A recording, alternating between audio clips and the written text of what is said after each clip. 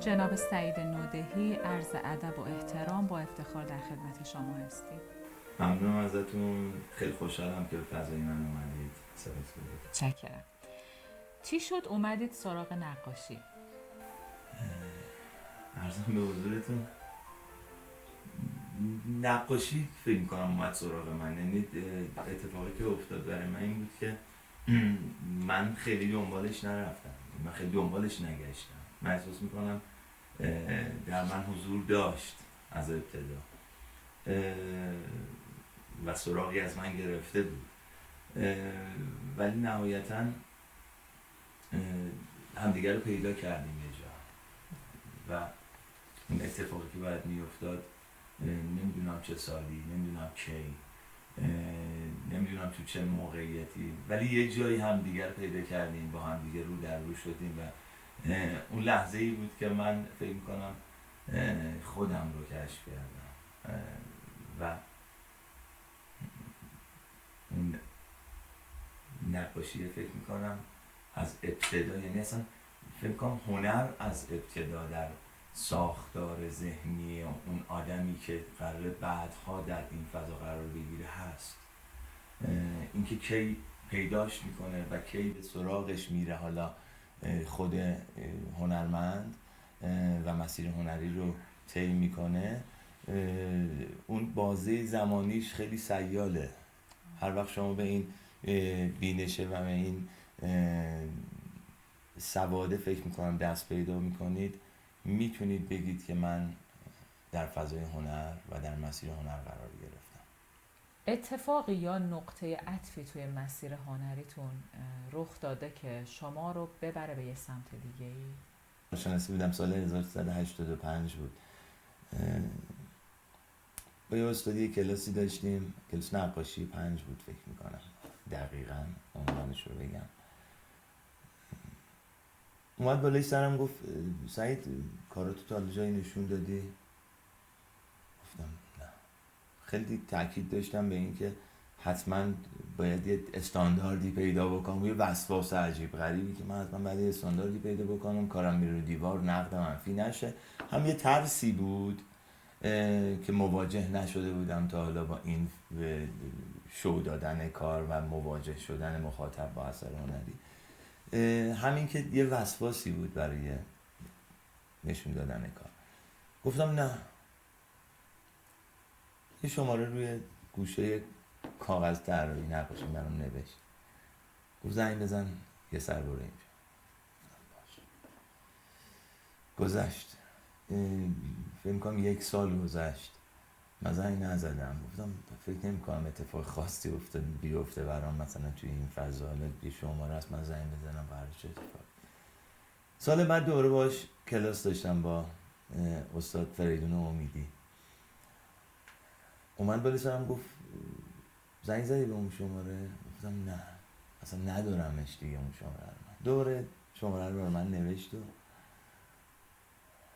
4-5 روز نشد من رفتم زنگ زدم، گفتم خیلی جدیه جریان، مثل این که تاکید داره میکنه استاد.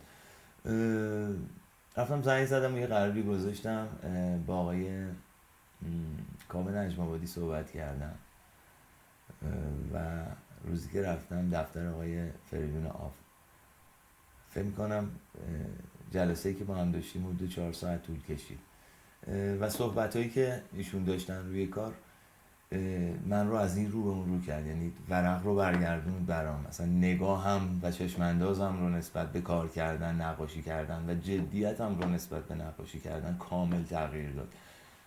من داشتم کار میکردم، یه جایی نمیدونستم چرا، یعنی اون چراییه برام ساخته شد، تعریف شد و فکر میکنم از اونجا بود که دیگه بعد از دیدن اون کارها و حالا ارتباطهای دیگه، مسیر من تا به امروز و نمایشگاهی که تا به امروز گذاشتم، فکر میکنم نقطه عطفش و نقطه آغاز و حرکتش از اون شماره تلفونه و اون درست دیدن اون مدرسه برای من اتفاق افتاد.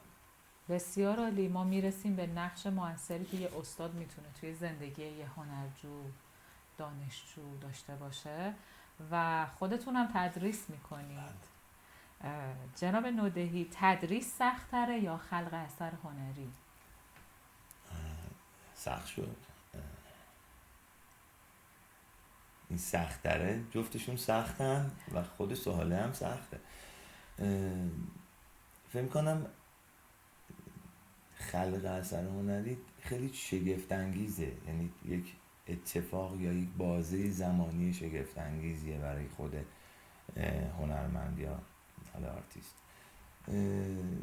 ولی چیزی است که عجینه، یعنی با هنرمند حل شده، یعنی در هنرمند حل شده، بنیان یک هنرمنده.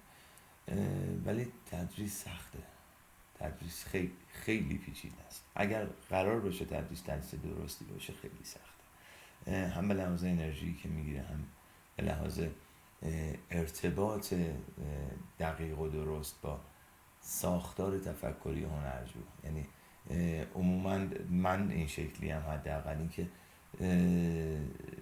در زمان کلاس به جای 8 نفر یا شبیه به 8 نفر 9 نفر تعداد بچه‌ای که توی کلاس هستن من دارم فکر میکنم. شبیه به 9 نفر فکر کردن در 5 ساعت فکر میکنم خیلی کار پیچیده‌ای باشه، خیلی کار عجیبی باشه و بسیار انرژی میگیره. همیشه تلاش میکنم و سعی میکنم که شبیه بچه ها و شبیه هنرجوها فکر بکنم تا بتونم از دریچه نگاه خودشون کمکشون بکنم، از دریچه نگاه خودشون تعریف براشون بسازم، یا بهتر بتونم باشون مشورت کنم در مورد کارشون، در مورد ساختار تکنیکی کارشون، در مورد کمپوزیسیون کارشون، هر تعریف دیگه‌ای که در اون بازه زمانی با هم داریم روی خلق اثر. فکر می‌کنم این شبیه به دیگری فکر کردن و همسان شدن لحظه‌ای با یک فکر و یک آرای دیگه اینه که تدریس رو سخت میکنه، حتی توی کلاس طراحی. یعنی من فکر میکنم توی کلاس طراحی که پایه‌ای ترین اتفاق ممکن داره میفته و کلیدی ترین اتفاق ممکن، همه تلاش من، باز هم میگم حداقل کاریه که من میتونم برای اون انجام بکنم اینه که طراحی و شبیه دستخط خودش بهش یاد بدم. یعنی چیزی که اون داره، نه چیزی که من دارم به اون آدم دیکته بشه. و اینه که تدریس رو برای من سخت کرده و یه ذره هم دوست دارمش و هم یکم ازش فراریم. گاهی که خیلی خستم ازش فرار میکنم، گاهی که خیلی اشتیاق دارم به سمتش میرم و سعی میکنم که بهترین اتفاقا رو برای هنرجویان بسازم.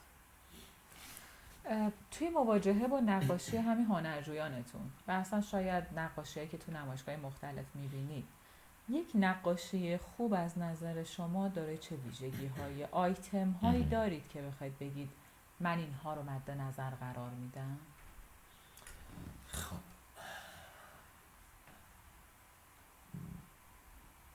هنر به مثابه زیسته به نظر من. این هنر زیست هر انسانی است و وقتی این تعریف میاد پشت هنر، یعنی وقتی من این تعریف رو برای هنر در نظر میگیرم، اینجا دیگه من نمیتونم محدوده شخصی تعریف کنم برای خوب و بد بودن یک اثر.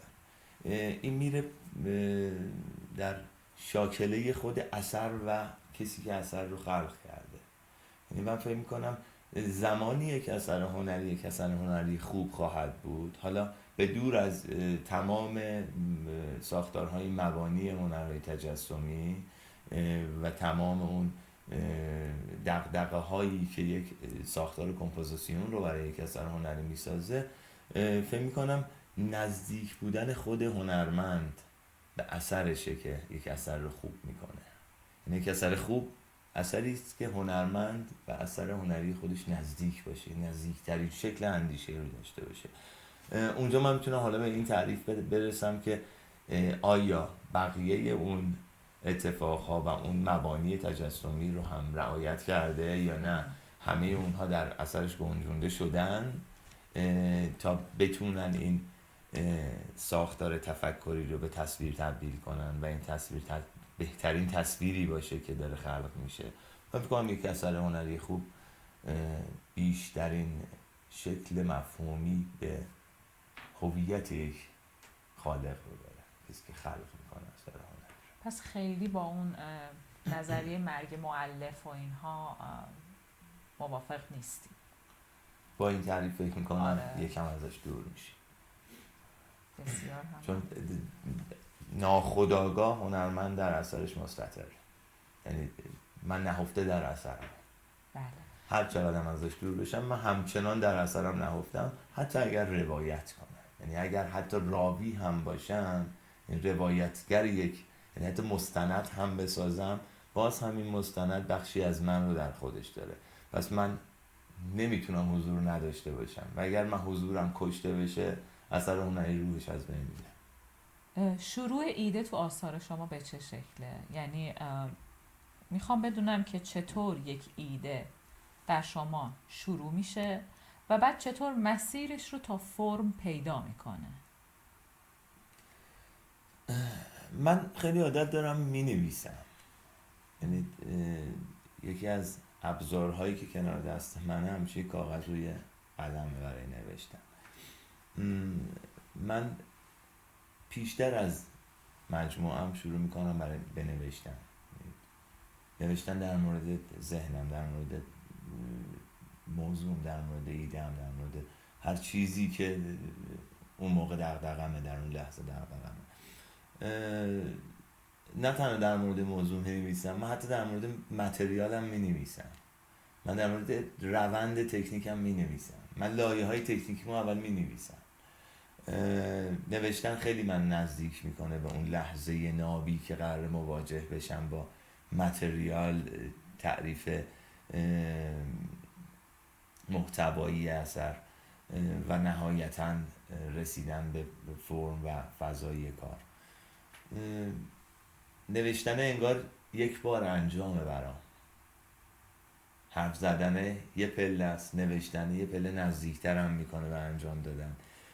و شاید بعد از نوشتن من نزدیک به 1 سال تا 1 سال و نیم فقط آزمون و خطا میکنم. یعنی من برای پروژه های جدیدم هر لحظه که یک پروژه‌ای رو استارت میزنم، چون من پروژه هم خیلی از هم دور میشن، ساختارهای متفاوتی از شکل شاید متریالی رو دارم برای کار کردن، برای این پروژه هم از هم دور میشن گاهی به لحاظ ساختار تصویری نهایی. برای همین من برای پروژه جدیدم همیشه نزدیک به 1 سال تا 1 سال و نیم فقط آزمون و خطای متریالی و فضاسازی توی کار میکنم و بعد از اونه که استارت جدیتر، حالا نگم جدیتر چون خود اون آزمون و خطا و خود اون تمرین ها به نوعی برای من جدیترن شاید، چون اونا قراره منو برسونن به یک چشم انداز، به یک تعریف جدید، به یک نگاه جدید در مسیر کاری خودم. برای همین بعد از اون نوشتن و بعد از اون 1 سال و نیم یا شاید بیشتر و کمتر تازه شروع میکنم و استارت میزنم مجموعه کاریمو و کارهایی که قراره اینه که روی دیوار گالری برن، تازه بعد از اون 1 سال و نیم استارت میخورن و اینکه در دل اونها قراره چه اتفاقی بیفته و در مسیر دوباره خلق اون کار اصلی قراره چه اتفاقی بیفته، اون توی همون لحظه معنا میشه و مفهومش از دل همون لحظه بیرون میاد. حتی اتودهایی که قبل‌تر خورده اون لحظه دیگه کارایی نداره، فقط محصول و نتیجه‌ای که برای من مونده به کمک من میاد تو اون لحظه. اتفاقا میخواستم ازتون بپرسم که خودتونم اشاره کردید شما توی یک فرم خاصی گیر نمی کنید، حتی گاهی مجموعه هاتون به شدت رنگ درش محدود میشه و گاهی فضاتون سیاه‌سفید هم میشه. چطور تصمیم گیری میکنید در این موارد؟ فکر کنم خود اون ایده انتخابش میکنه. یعنی من همیشه عنوان دارم برای مجموعه ها. حالا این هم خیلی جالبه که من عنوان مجموعه هامو بعد از تموم شدن مجموعه هم انتخاب میکنم. یعنی تا قبل ترش خودم خیلی محدود نمی کنم به یک واژه، به یک مثال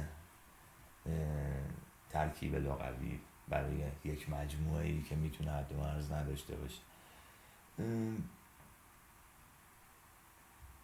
اتفاقی که میفته اینه که من در روند اون پروژه و در روند اون مجموعه نگاه میکنم ببینم که بهترین ساختار معنایی رو چه متریالی میتونه به من بده. یه جایی هست اصلا رنگ به کار من نمیاد، یعنی یه جایی رنگ خاموشه برای من، یعنی اصلا میذارمش کنار، میرم توی اتاقی میشینم که توش رنگ نیست که هوس کنم رنگ برم، چون وقتی رنگ دم دست هوس میکنی رنگ رو برداری و شروع کنی با رنگ کار کردن.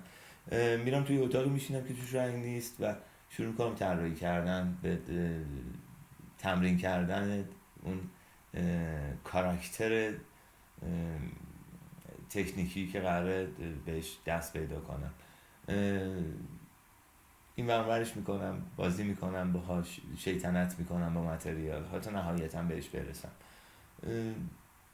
یه جای دیگه رنگ تعریف میاره، یه جایی هست خط برای من اهمیت ویژه تری داره، یعنی اون تنش خط، اون کنش خط، یا اون مفهومی که در بنیان خط نهفته است میتونه به من کمک بکنه. خب اینجا دیگه رنگ میاد پارازیت میندازه توی کار من تعریفم رو میذارم روی رنگ های بسیار محدود که فقط کد میدن، یعنی کد های معنایی میدن یا کمپوزیسیون رو به واسطهشون بالانس میکنن. ولی تو کارهای رنگ خب دست بازتر، آزادانه تر کار میشه. حتی مثلا توی کارهای کوچیک‌تر من که حالا عنوانش قهقه هست، اونجا خیلی بی‌پرواترم برای کار کردن، چون اونجا اصلا محدودیت متریالی دیگه ندارم.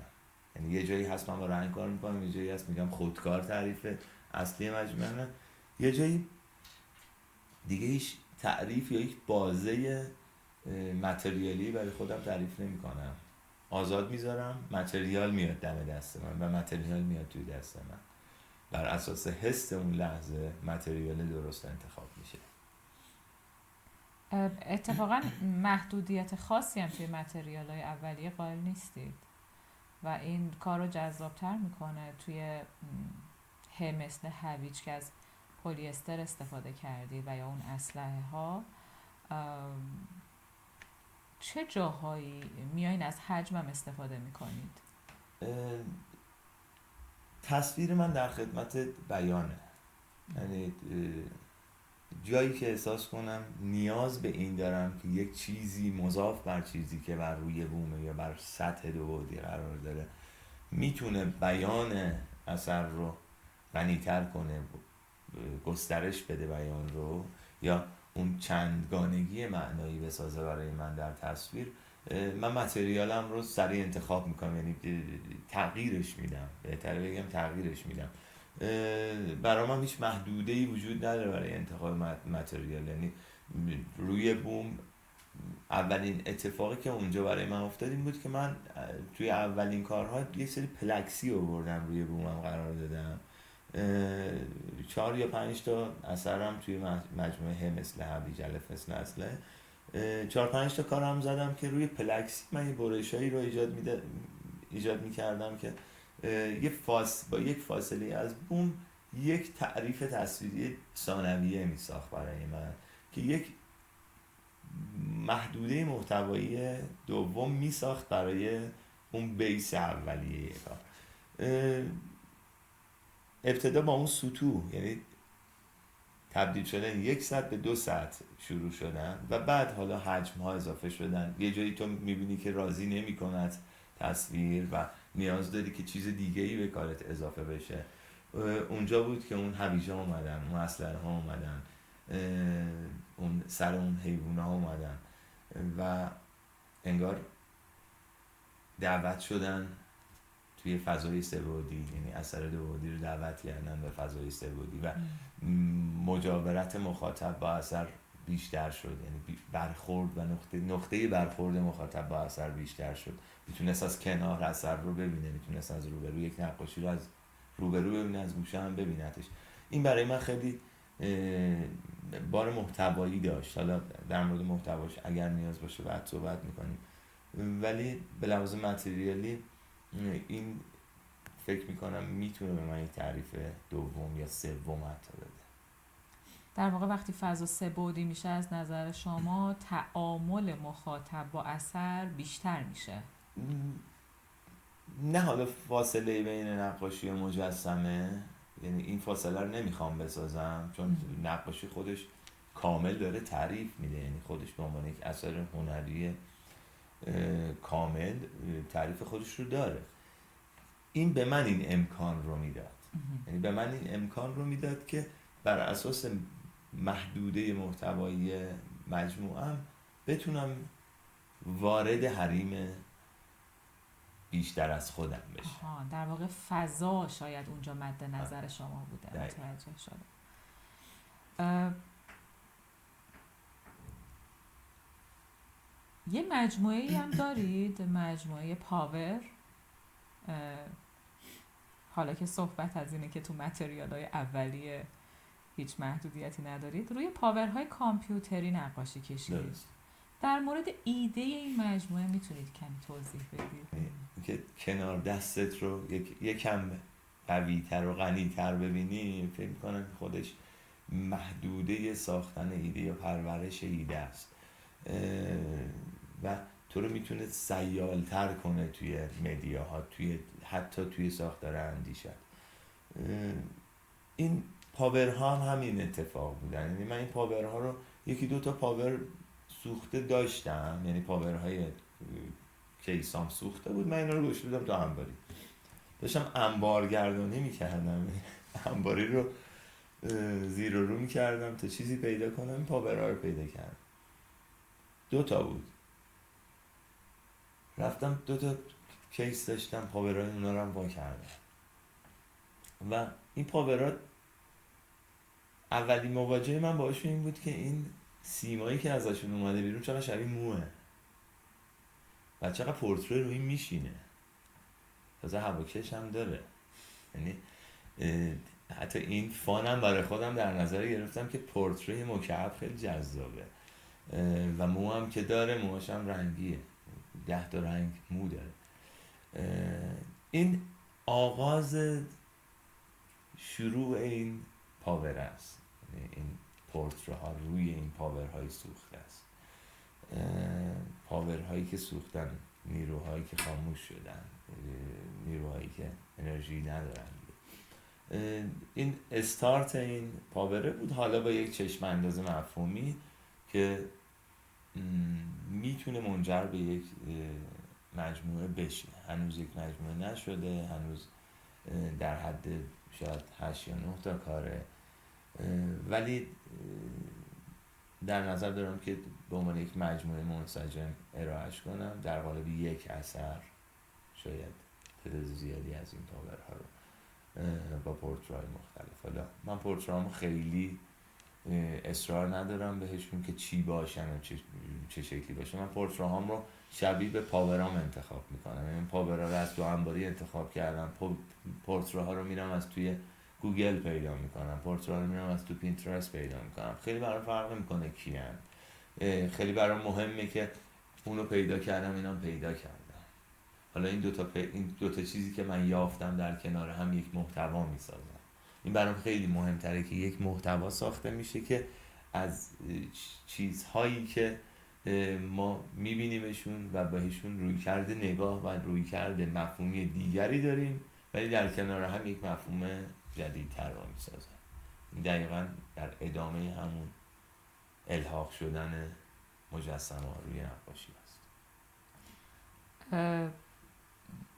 در نهایت به این نتیجه میرسیم که جایگاه ایده در هنر شما جایگاه خیلی مهمیه و به نوعی روایت هم میکنید توی آثارتون. نقشش بسیار پررنگه. چطور بین بیان شخصی و بازنمایی جهان بیرون توازن برقرار میکنید؟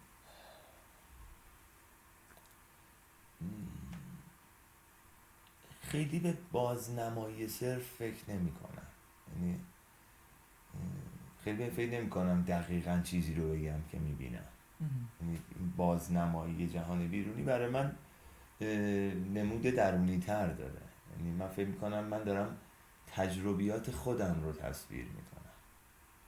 من قرار بر این نیست ببینید اون بحث روایتی یا ایده یا همون بحثی که یا اون بخشی که فهمید روایتگری، من فکر میکنم راوی بودن حالا خیلی میتونه به نقاشی نزدیک نباشه دیگه. این روایت بخش تصویرگری رو فکر میکنم بیشتر درگیر میکنه.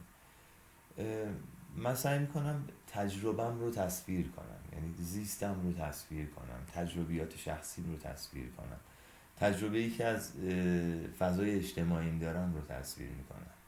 یعنی این تجربه حاصل تجربیات و زیست و تعامل شخصی من با فضای اجتماعی و فضای عینی است. اگر هم درش عینیت دیده میشه به خاطر اینکه فاکتورهای عینی من دارم، یعنی فاکتورهای تصویری من فاکتورهای تصویری عینی هستند، یعنی فاکتورهای تصویری آشنا هستند.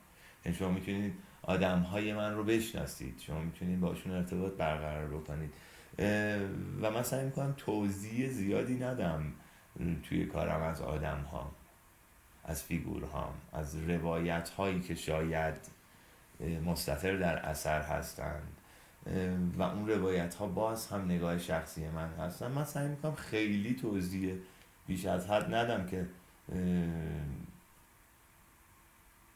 یه تحکمی میشه انگار اینجوری. من انگار دارم حکم میکنم که اینجوری ببین. من اصلا دوست ندارم کسی نقاشی منو شبیه نگاه من ببینه. من دوست دارم نقاشیام با توجه به زیست فردی هر مخاطبی که جلوی اثر قرار میگیره و خوانش فردی همون مخاطب تموم بشه و مخاطب بعدی خوانش فردی خودش رو روی اثر من داشته باشه. اینجاست که پای نشانه ها میاد وسط، یعنی استفاده از نشانه ها، استفاده از سمبل ها، استفاده از کد های تصویری که میتونه معناهایی بده که حالا این معناها در کنار سوژه های من میتونه بازه محتوایی رو گسترده تر بکنه. شما اون کده و اون نشانه ها رو میشناسید ولی جاش تغییر میکنه، یهو به هم میریزه همه تعاملات تفکری مخاطب. این باعث میشه که مخاطب درگیری خودش رو با اثر پیدا بکنه و ترجمانی رو بسازه که برای خودشه. در واقع شما فرم هاتون اگرچه عینیه ولی جا رو برای تعویل و هرمنوتیک باز میذارید که برداشت شخصی داشته باشه. من فکر میکنم درست‌ترین حالتش میتونه این باشه برای من درست‌ترین حالت اینه که بتونم یه ایهامی، یه ساختار استعاره‌ای در اثرم بسازم که مخاطب‌ها با نگاه خودشون و با زیست خودشون و با اون تأملی که خودشون روی اثر دارن اثر رو ترجمان کنن و چقدر بیشتر از این برای من خود ساختار و فرم اهمیت داره، خود کامپوزیسیون اهمیت داره و تمام اون ساختار مبانی که فکر میکنم اگر نباشه اصلا اون دیالوگ برقرار نمیشه. اون دیالوگی که تو به عنوان یک هنرمند با مخاطبت داری دیگه اصلا برقرار نمیشه. اصلا فرق نمیکنه اثر هنری انتزاعی باشه، فیگوراتیو باشه، یا هر ساختار یا هر اسم دیگه ای باشه، اصلا خارج از اسم هر ساختار فردی دیگه ای توی خودش داشته باشه. من فکر میکنم مبانی تجسمی بیس اصلی و بنیان اصلی شکل دهی یک اثر تجسمیه و تو اگر این رو بکنی انگار دارید فونداسیون و ستون بندی یک اثر رو ازش میریزه کار، چیزی برای کار نمیمونه. پس برای من در کنار این که محتوا اهمیت داره، فکر میکنم مبانی جایگاه عمیق‌تری در اثرم داره. جناب نودهی، مجموعه های شما به نوعی یک فضای آیرونیک ایجاد میکنه و قهقه ها در مجموعه قهقه متناقضه و یک حکایت از یک حالت پارادوکسیکال داره. این طنز رو همواره دارید با خودتون حمل میکنید؟ خود عنوانه هم اون پارادوکسه رو داره، یعنی شاید اصلا مفهوم قهقهه نباشه، یعنی یه جایی فکر میکنم قهقهه نمود بیرونیش شاید فقط خندیدن نیست، برای من این شکلیه. در مورد مجموعه قهقه هم پرسیدین، حالا اون بخش چند معنایی که درش هست یا اون نمودی که از سمت مخاطب یا از سمت بیننده هست اتفاق میفته و براش معنا میشه، شاید در اثر چیز دیگه‌ای تعریف شده. یعنی ما تعریفی رو داریم که تعبیرهای مختلفه، معناهای مختلف داره میسازه، معناهایی که غیر از چیزی هن که در اثر میبینیم، یعنی شاید چند پله متفاوت تر از خود اثر دارن معنی میشن و یا شاید اصلا ضد خود تصویر دارن معنا میشن. این برای من خیلی مهمه، اینکه مخصوصا توی مجموعه قهقهه، اصلا زایش مجموعه قهقهه رو من اگه در موردش بخوام صحبت بکنم، سال 2014-15 بود. من ما بین کارام یه آنتراکی میدادم، یعنی من عموما شب کار میکنم، یعنی مثلا ساعت 10-11 دیگه شامو که خوردم استراحتم هم کردم، همه چی ساکت شد و آروم شد، من میرم میشینم پای نقاشی تا 5 صبح 6 صبح. روز اصلا نمیتونم کار کنم، اصلا تمرکز ندارم برای کار کردن، یه هلک هلکی میکنم، ولی اون کار جدیه برام شب اتفاق میفته. یه آنتراکایی داشتم بین کارام، یه جایی خستم میکرد کار بزرگ، یعنی ذهنم چشمم و یه جایی بدن دیگه نمیکشید روی اون فضا کار کنه و میمدم میشستم یه 45 دقیقه 1 ساعت استراحت میکردم و اون 1 ساعت ها شدم مجموعه قهقهه، یعنی بین فضاهای استراحت من اومدم بیرون. شاید یک ترجمان معناییشون خوشاینده برای من، شاید این قهقهه اون ساعتهای آزادیه که من لم میدم، استراحت میکنم، به کارم نگاه میکنم، کیف میکنم، خوبم، حالم خوبه و این قهقهه شاید اون بنیان اون حال خوبه تو اون لحظه هست یه جایی، یعنی آغاز این قهقهه. این تنها مجموعه‌ای که من اسمش هم اول انتخاب کردم، نه اول گفتم قهقهه، یعنی شروع که شد 2 تا کار انجام دادم دیدم حالش به قهقهه میاد و به مرور تلخ شدن، یعنی خود مجموعه تلخ نگیم تلخ، به مرور چند معنای شدن، یعنی چند تا معنا در کنار هم نشستن، مفهوم یه ذره عمیق‌تر شد توشون به خاطر کنار هم نشستن فرم‌ها و محتوای قهقه امروز یه ذره برای من تغییر پیدا کرده، یعنی اون شکل اولیه‌شو نداره، ولی هنوز کارهایی که در مجموعه قهقه انجام میدم حاصل تایم های کوتاهی هستن که من بین کارهای بزرگتر و کارهایی که زمان بیشتری از من میگیره انجامشون میدم و عموما هم هر یک کار شاید 1 یا 2 ساعت زمان میبره برای من، مثلا همه جذابیتش برام سرعت انتقالشه. اون سرعت انتقال باعث میشه که اون آن و اون لحظه‌ای که من دنبالش میگردم همون آن و لحظه‌ای بشه که من دارم در اون لحظه زیست میکنم و اون لحظه دارم بهش فکر میکنم. دقیقاً یه بیان قوی تر اینجوری وجود و دقیقاً این کارهای کوچیک چشماندازی هستن یا ممارستی هستن در من که کارهای بزرگتر رو میسازن، یعنی کارهای بزرگتر ماحصل کارهای کوچکتر انگاهی. انگار من اینجا دارم یک تخلیه روانی، یک تخلیه ذهنی دارم حالا حاصل هر اتفاقی میتونه باشه، میتونه حاصل یک روز کاری باشه، میتونه حاصل یک دغدغه توی یک بازه زمانی متفاوت باشه. اینها میشن سرفصل هایی برای کارهای یا مجموعه های دیگه من. برای همین من نگهشون داشتم، حال خوب به من میدن برای ادامه. چه جالب. در کنار این تضاد، در کنار این طنز، ما با دگردیسی هم در فضای شما مواجه هستیم. شاید جز اولین مجموعه های شما باشه. آره. خب با متامورفوسیس مواجه هستیم و میخوام بدونم که دگردیسی رو ماحصل چی میدونید؟ مجموعه اولی که من نمایش انفرادی داشتم باهاش مجموعه دگردیسی بود.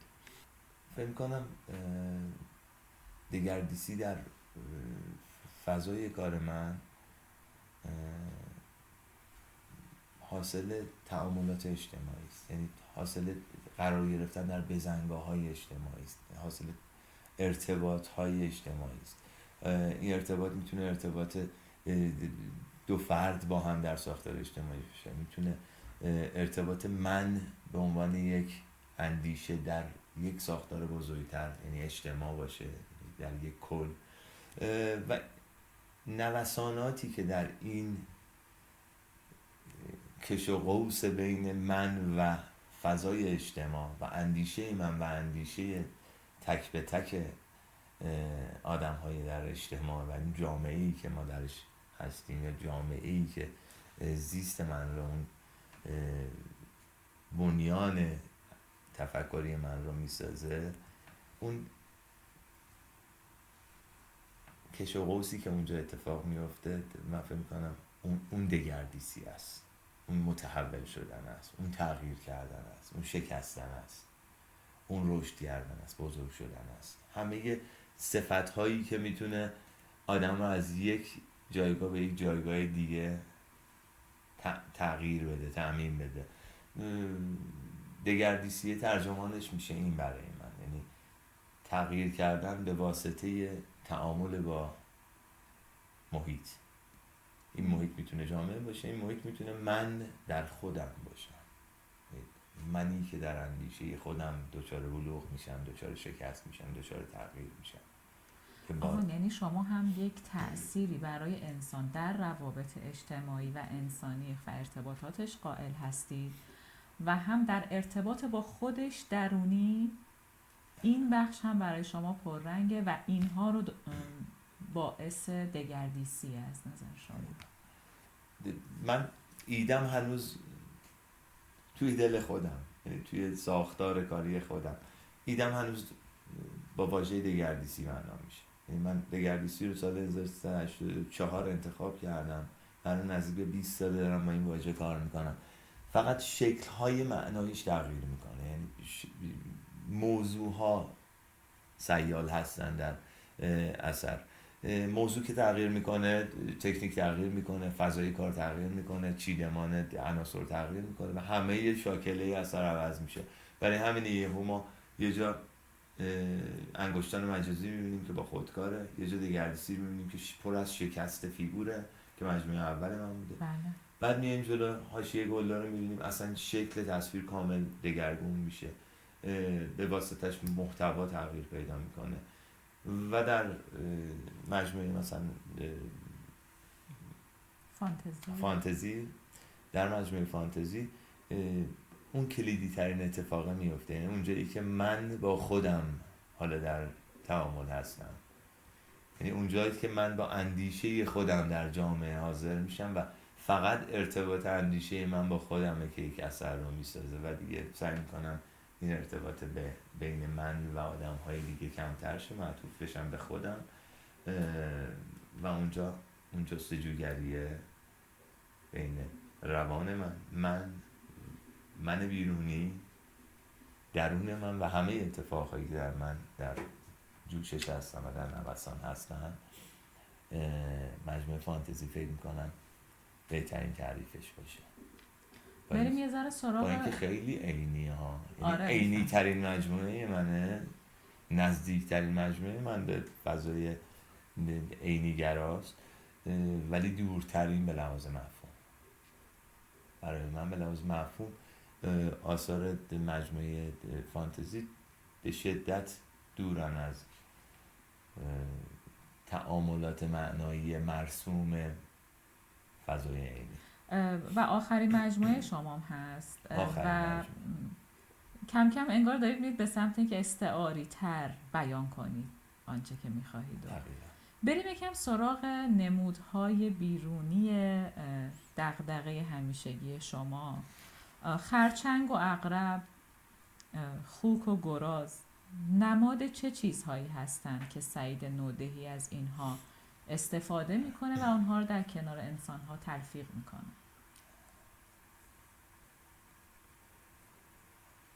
اول فقط یه حیوان بود و هی اومدم باغ وحشی ساختم. حیوونا تو کارام محتوا هم. اصلا حیوان نیستن، نماده. آره. بیشتر به معناسازی که ایجاد میکنن فکر میکنم، یعنی تعامل این پورتره با این خرچنگی که بالای سرشه، برای من این ارتباط دو سوژه‌ای که با هم در کنار هم هستن و من سعی میکنم موقعی که این اتفاق میفته، یعنی دو سوژه رو در کنار هم دارم، عوامل تصویری کمتری رو وارد بکنم که اینا ارتباط بهتری بتونن با هم برقرار بکنن تا اون معنا و اون مفهومی که من میخوام رو بیشتر بتونه در بین این دو سوژه بتونه بیشتر بالانس بشه، بیشتر بتونه جا بیفته. آره فکر میکنم کوتاهش اینه که هر حضوری در اثر من یک معنا، یک مفهوم کاملا شخصی، یک معنا. حالا خوک اگر نمودهای مختلف معنایی داره من باش کاری ندارم، دنبال همین. برای من خوک وجودیه که میتونه یک معنای دوم بسازه برای این پورتره، میتونه یک معنای دوم بسازه برای این فضاه. حالا این که چه معنایی میسازه مخاطب خودش برداشت کنه. مطمئنا برای شما یک محتوا داره، خرچنگ برای من یک محتوای شخصی داره. این هم باز من اینو هی تاکید میکنم، این هم برمیگرده به زیست من. دیدید بعضی از قورباغه میترسن، مثال میزنم، بعضی قورباغه رو میگیرن، بعضی قورباغه رو میخورن. این برمیگرده به زیستشون نسبت به اون جانور. درسته؟ پس من نمیتونم قورباغه رو با یک فاکتور معنایی بذارم توی یک کار. این اگه بره مثلا توی کشور دیگه یک معنای دیگه داره. برای همین من معنای خودم رو میسازم و اونا معنای خودشون رو برداشت میکنن. این باز اون تجربه هست، تجربه زیست من. در دهه‌های قبلی من از فلان حیوان میترسم چون 2 بار باهاش رو در رو شدم، خب ولی یکی دیگه میاد و حیوانم میگیره، یه اتفاق دیگه اون تجربه میکنه. پس هیچ وقت نگاه من به اون حیوانه با نگاه دیگری به اون حیوانه یکسان نخواهد بود. و این محتوای بسیار سیاله فکر میکنم به اندازه تمام آدم هایی که اون اثر رو میبینن ما محتوا داریم برای اون سوژه‌ای که اونجا قرار داریم. جهان تصویری خودتون رو به نمایش در میارید و وارد مرز جهان مخاطب هم نمیشید. حاشیه گلدار تمرها، سرهای گلدار، این چرخش گل تو مجموعه شما برام جالب بود. یعنی در کنار حیوانات من به گیاهان هم میرسیدم تو مجموعه های شما. در مورد این موضوع اگه بخوایم بیشتر توضیح بدید. خیلی اتفاق میفته میرم توی طبیعت کار میکنم، یه کوهی دم دستمه نزدیک به خونه و من خیلی زیاد میرم توی اون کوه و دفتر طراحی میبرم میشینم طبیعت کار میکنم، کاغذ طراحی میبرم و میشینم طبیعت کار میکنم. من یک اثر طبیعت هم ندارم توی آتلیه، چون همه رو همونجا پاره میکنم. من اونجا کار میکنم، پارش میکنم، بعد خمیرش میکنم، بعد یه کاربرد دیگه ازش میگیرم، کاغذ رو میکنم. من اون کارا رو فقط انجام میدم که اون ارتباطات عمیق‌تر شه و اصلا کاری نیستن که قرار باشه نمایش داده بشن، اصلا اون مرزه رو ندارم براش که نمایشش بدم. هیچ یه جایی هست شما یه تعریف میدید که من دارم این مجموعه رو کار میکنم، روش جدی هستم، میخوام نمایشش بدم، میخوام 50 نفر 100 نفر 1000 نفر دیگه هم ببیننش. برای من اینقدر شخصیه که منم و طبیعت، منم و درخت، منم و چوب، منم و خاک، منم و سنگ و منم و یه مداد و یه اتفاقی میفته، یه چیزی خلق میشه و بعد حذف میشه و به این میره و خاطرش میمونه، یادش میمونه، اون ارتباطش میمونه برای من، برای توی کارهای دیگه. این ارتباط رو من با طبیعت دارم، فکر کنم برای خودم خیلی عمیقه و خیلی هم خاصه و خیلی هم شخصیه. اگر نمودها یا تصاویری از طبیعت رو توی کار دارم، شاید بخشش به خاطر این تعلق خاطره است. یعنی دوست دارم که یه اتفاق از بیرون، از اونجایی که حالا خودم هم دوستش دارم، همش نقد نکنیم دیگه. حالا این فاکتورهای تصویری هم دوباره میان نقد میسازن، یعنی یک فضای چند مفهومی میسازن دوباره در اثر، ولی من پایبندشونم، خیلی دوستشون دارم. توی کارم اتفاقهای خوبی رو میسازن. گل اصلا قشنگه دیگه. البته گلای من گلای قشنگی نیستن، بیشتر گلایی هن که دارن از بین میرن، ولی همچنان گلن دیگه.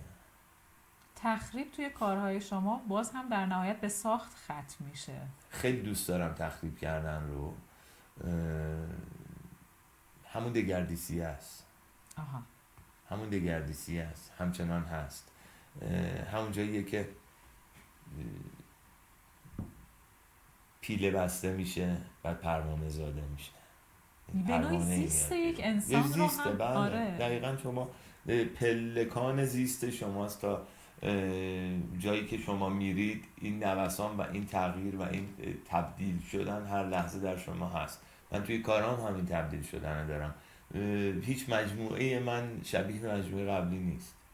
من این دگردیسیه رو هر آن در خودم هم دارم، توی کارم هم دارم و هیچ وقت کارام شبیه مجموعه قبلی، با اینکه یک شاکله دارن و یک بیس دارن کارها و یک تعریف بنیادین دارن کارها، ولی به لحاظ تصویر نهایی یک نوسان عجیبی بین مجموعه من وجود داره که از هم جداشون میکنه، ولی در نهایت کدهای تصویری وجود داره که دوباره اینا رو به هم وصل میکنه. حالا این کدهای تصویری یا نشانه های تصویری یا مفهوم درونی آثاره که اینا رو به هم وصل میکنه که سعید نودهی باقی بمونه، خیلی نشکنه، از بین بره، بشه یه چیز دیگه ای. سعید نودهی همچنان یک شکل فکر میکنه، فکرش و اون ساختار فکریش در جریانه و این جریان باعث تغییر میشه، باعث نوسان در کار میشه و نهایتاً تغییر ساختار کاری به لحاظ تصویر نهایی. جناب نودهی، جریان آب نبات چیه؟ فقط آب نبات؟ توی مجموعه فانتزیتون گفتم فقط راجع به آب نبات برای من توضیح بدید. زیادم آب نبات دارم. آفرین، دقیقاً. نمیدونم آب نبات از کجا اومده. آب نبات دیگه. آره فهمید. آب نبات برای شما چیه؟ کودکی. آب نبات آره کیف دیگه، لذت. یه لذته. شاید اینجا هم لذته، این کیفه، یه لحظه ای که حالت خوبه. حتی آدم بزرگا هم آب نبات میخورن کیف میکنن، چه برسه بچه ها. انگار همیشه میگیم آب نبات برای بچه ها، آب نبات برای آدم بزرگا هم شگفت انگیزه، میخورید به ترششی، بعد قیافش خوشگله، رنگ و رنگه. آب نبات قیچی هم دارم خیلی. بهش میگم آب نبات قیچی فکر میکنم. فکر میکنم چی میگن؟ منم همچین فکر میکنم. خروسی قیچی نمیدونم، حالا یه اسمی داره. جالبه میکشم اسمت، دقیقشو نمیدونم خیلی. شاید به خاطر اینکه من خیلی آب نبات خور نیستم اتفاقا، آب نبات دوست ندارم. من از بچگی همین چوب آب نبات خیلی باش ارتباط برقرار نمی‌کردم. آره یه حسه، یه احساس خوبه، شاید یه خیال جمعه، یه لحظه‌ای باحاله برای آدمه، برای مخاطبه یا برای خود اون سوژه‌ای که توی صفحه است. شاید این شکلی یکم بشه احساسی دیده، شاید هم یه جای دیگه حالا معناش تغییر کنه. من خیلی باش کار ندارم. من سوژه هامو میارم تو صفحه‌ام، هر جا دوست داشتم میرم، خیلی دستشون رو بند نمی کنم، هر جای دوست دارم میرم، به لحاظ معنایی مفهومی میچرخم، خیلی باشون کاری ندارم. ولی به لحاظ قاعده تصویر و ساختار تصویری سعی میکنم شکلی ازشون استفاده بکنم که اگر حالا توی کارهایی که رنگ محور نیست، بیشتر توی ساختار طراحی و خط و رنگ به عنوان فام رنگی توش کمتره، سعی میکنم جایی استفادهشون بکنم که ساختار کمپوزیسیونی و اون روی کرده نگاه مخاطب و اون لحظات فریز نگاه مخاطب توی اثر رو من تعریف بکنم. اینجا دیگه چیزی که من تعریفش میکنم که مخاطب من فوکوس ها و اون فریز های نگاهش کجای اثر من باشه، کجاهای یهو خشک بشه، وایس نگاه بکنه و دوباره حرکت بکنه. این چیزیه که همچنانی که داره ساختار اثر رو به لحاظ مفهوم مبانی میچینه، میتونه توی محتوا هم تاثیرگذار باشه. این چیزش. از بین مجموعه های شما کدوم یکی بیشتر از همه شبیه به سعید نودهیه؟ مجموعه‌ای که خیلی نزدیک تره به من و خیلی من باش ارتباط صمیمانه تری دارم، مجموعه قهقه هست. یعنی مجموعه‌ای که شاید نزدیک به 10 یا 11 ساله با منه، در موردش صحبت هم کردیم خیلی، چون آن خیلی قوی تری داره، چون لحظه خیلی قوی تری داره، چون فاصله بین اندیشیدن و خلق شدن و تصویر شدن خیلی کم شده و شاید همه فرایند تصویری دا به پایان و امضا شاید 1 ساعت زمان میبره و این فرصت نابی که در اختیار منه برای خلق کردن اون اثر من رو به شدت نزدیک میکنه به متریال هام، به لحظه اندیشیدنم، به استفاده از ابزار هام، به آنی ابزار رو انتخاب کردن، به آنی از ابزار استفاده متفاوت گرفتن. اینها چیزا فاکتورهایی هستن و نکاتی هستن که من رو به این مجموعه بسیار نزدیک میکنن. شاید یکی از دلایلی که باعث شده من دست از سرش بر ندارم و کنار نذارمش همین بوده، هم اون حال منو خوب میکنه، هم من حال کاغذ رو خوب میکنم، اون کاغذی که جلومه. شما که انگار دارم بهش جون دوباره میدم که خودشم کیف کنه و من وقتی حالم خوب شه مطمئنم حال کارم خوبه. هر چقدرم کارم دیالوگای سنگین بگی ولی حالش خوبه. برای همین این مجموعه‌ای که بسیار بسیار به من نزدیکه و باز هم میگم تعمیمش بدید به همه مجموعه‌های من. با هر کدوم حال متفاوتی دارم مطمئنم و تجربه متفاوتی دارم، ولی با این رفیق جینگی. آره. به نظرتون بزرگترین چالشی که یه هنرمند باید باهاش دست و پنجه نرم کنه چیه؟ چالش به لحاظ مسیر هنریش رو بتونه به یه جایی برسونه. به لحاظ مسیر هنری منظورتون؟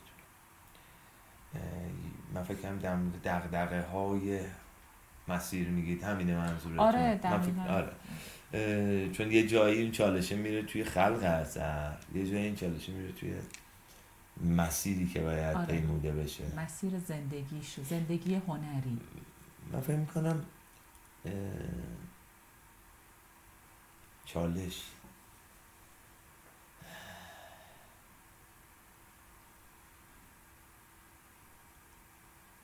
جوابش خیلی عجیب غریبه. از اونجایی که ما انتخاب نکردیم انتخاب شدیم، من همیشه این شکلی تعریف میکنم، به هنرجوام هم میگم اینو، میگم نگو میخوام آرتیست شم. یه هنرجویی داشته میخوام آرتیست شم، من گفتم آرت یا همون هنر برگزیده میخواد، خودش انتخاب میکنه، یعنی تو باید انتخاب شده باشی.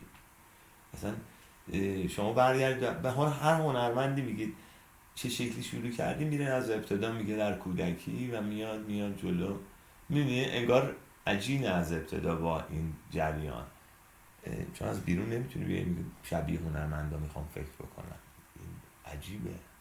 درسته یه جایی با خوندن تاریخ هنر، با سرچ ها و با مطالعه شما خودتون رو غنی‌تر میکنید برای اینکه خودتون رو حفظ بکنید در این فضا، نه اینکه این فضا رو از آن خود بکنید، نه، شما باید حفظ بکنید حضورتون رو. نه رقابتی وجود داره، نه جنگی وجود داره، نه دعوایی وجود داره، نه سکوی اول دوم سومی وجود داره برای هنرمند. شما همیشه یک خودتونین، پایانش هم یک خودتون. حالا این یک بودنه، این که تو جامعه چندم معنا میشه مهم نیست، این مهمه که شما کجای مسیر خودتون قرار دارید و در این مسیر چقدر تلاش میکنید برای یک موندن خودتون تا به پایان. من فکر میکنم دغدغه یک هنرمند میتونه این باشه که خودش رو توی دقیق ترین و درست ترین حالت ممکن و توی استیبل ترین حالت ممکن نگه داره. این اونجاییه که پایان کارش هر لحظه ای که باشه اون لحظه بهترین خودشه. شما نمیتونید تعریف بدین به پایان که مثلا این پایانه مثلا یه ماه دیگه از 3 سال دیگه از 100 سال دیگه. پایان اگر همین الان باشه، شما باید تراز اول خودتون باشید، یعنی با خودت بعد ببینی چندی. اگه بخوایم توی یه جمله در مورد ضرورت خلق اثر هنری بگیم، اصلا ضرورت وجود هنر در جهان. من ادامه صحبت قبلی یا سوال قبلی میدم. من فکر میکنم یه بخش اولش مال خود هنرمند. من هنرمندم که خلق و کیف کنم و رنج ببینم. شاید یه جایی داشتیم صحبت میکنیم، گفتم هنر جذاب، شیرینه، دلنشینه، ولی لحظه ای که تو داری خلق میکنی سخت‌ترین لحظه زندگیته. یعنی لحظه ای که اصلا پیشنهاد نمیدم به آدم هایی که توی این فضا نیستن هوس کنن تجربهش کنن، چون اصلا لحظه خوشایندی نیست. اون همه نوسان عجیب مفهوم و فرم و ادامه دادنش به تعداد روزهایی که هستی کار پیچیده ایه، کار سختیه. ولی در ادامه سوال تو این که من فکر می‌کنم اول اینکه خود هنرمند ضرورتش برای خود هنرمنده که زنده بمونه، که کیف کنه، که باشه، که حضور داشته باشه، حضور برای خودش.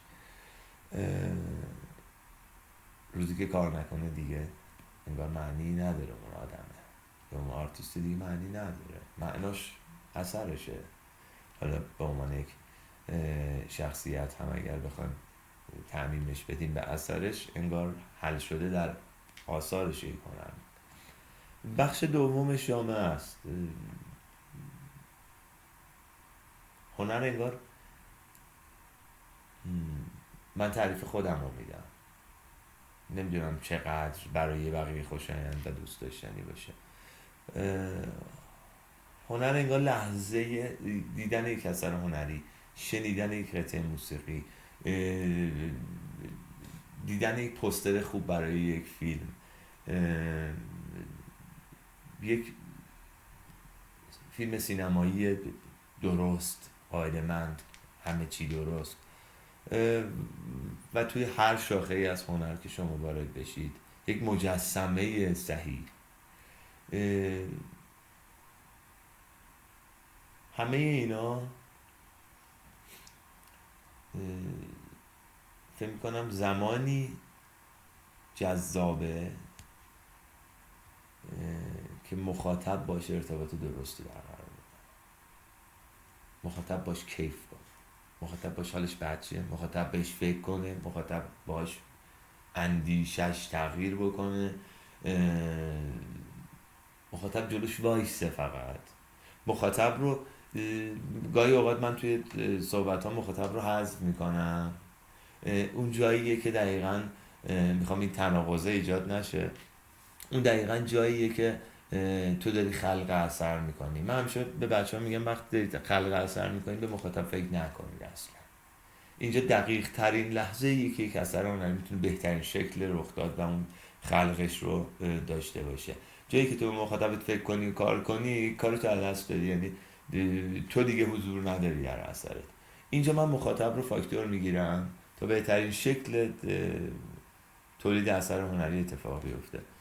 و حالا که دیگه مخاطب هست، زمانی یک اثر هنری درسته که هنرمند بتونه باش بهترین تعامل رو برقرار کنه و این تعامل انگار خوراکه برای جامعه، یک خوراکه، یک غذاه، یک انرژی. موسیقی خوب حالت خوب میکنه، حتی موسیقی بد نه، موسیقی که حزن انگیزه دوباره حالت خوب میکنه. به موسیقی شاد حالت خوب میکنه، موسیقی حزن انگیز هم دوباره حالت خوب میکنه، حال بدت خوب میکنه.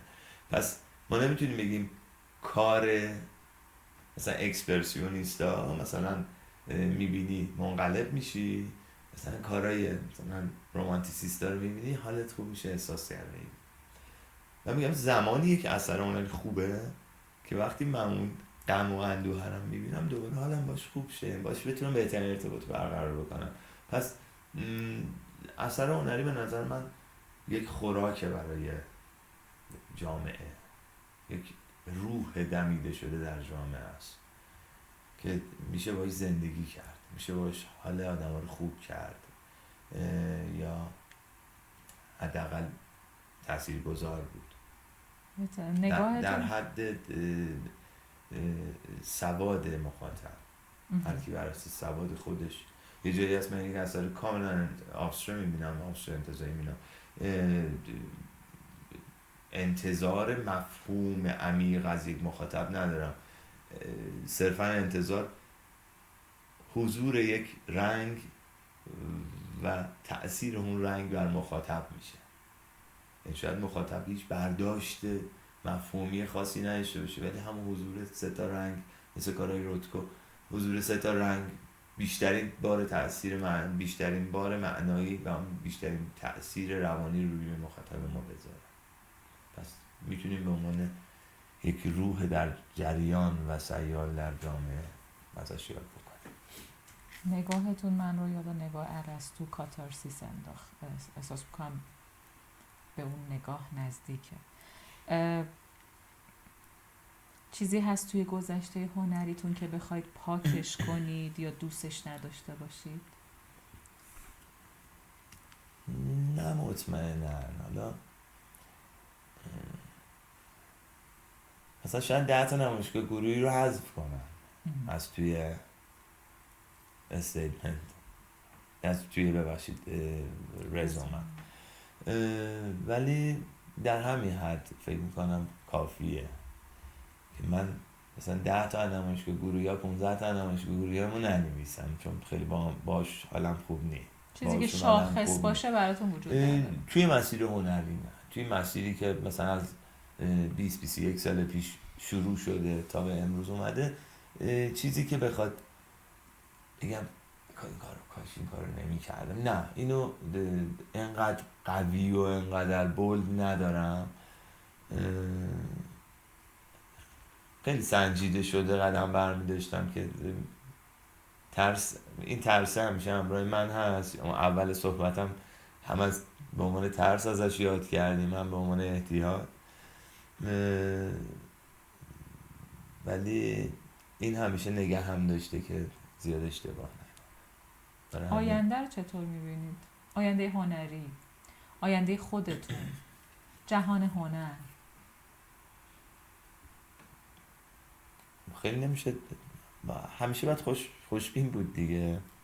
در مورد ذات هنر و اون خواستگاه و اون ریشه هنر در جامعه، هنر همیشه برنده بوده، باخت نداره.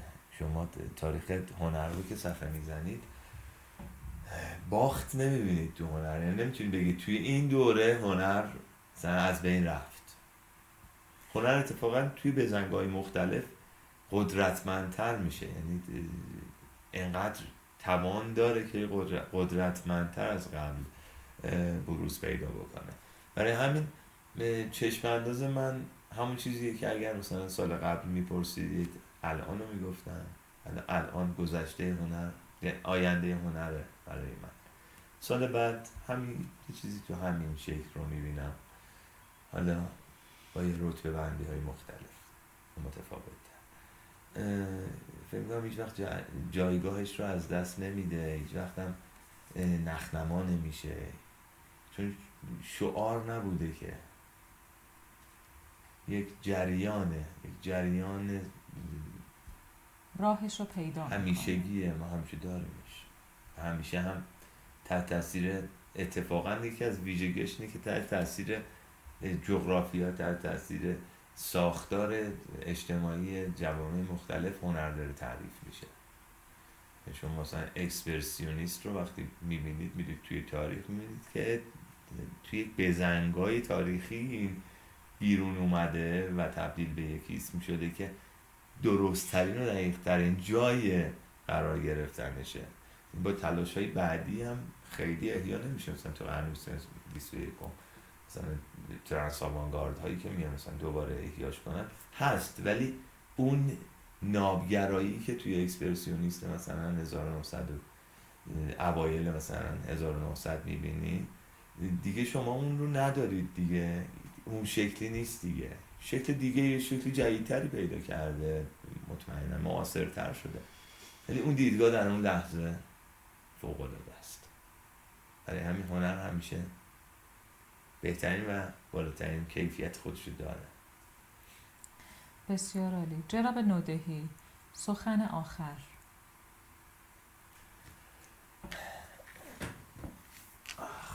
یه تکونی میخواسته. سخن آخر که آخر نداریم ما، ولی نقاشی بکشیده هنرمندان تجسمی، هنرمندان نقاش. یه چیز غم انگیز فقط میخوام بگم، آدم هایی رو داری که برای بالا رفتن میخوان شبیه هم باشن که زودتر برن بالا. اصلا بالا پایین یعنی چی؟ من نمیفهممش توی هنر حداقل. باز چرا مثلا توی شرکت من میگم این مدیر عامل، این کارمند، این کارگر، ولی تو هنر تو خودتی، تو مستقلی، این استقلاله تو رو در رتبه یک قرار داده، تو فقط کیفیتته که باید متغیر بشه، بالاتر بره. این خیلی دردآوره برای من که شبیه هم بودن هنرمندها برای اینکه سریعتر در فضای تجسمی رو بیفتن خیلی باب میل من نیست، باب میل خیلی از دوستان نیست. و کار کنیم، خودمون باشیم، کیف کنیم. اینو به نقاشا میگم یا هنرمندای نقاش میگم، جوری که دلمون میخواد نقاشی بکشیم، نه جوری که ازمون میخواد. جناب نودهی بزرگوار، مجموعه هنزن روتس از بابت این مصاحبت ارزشمند و صمیمانه از شما قدردانی میکنه. متشکریم که اجازه دادید با فضای فکری و هنری شما بیشتر آشنا بشیم. ممنون از شما، سپاسگزارم از شما و تیم حرفه‌ای و خفن درجه 1. خوشرو، درست، متشکرم. به امید همکاری های بعدی. متشکرم. ممنون.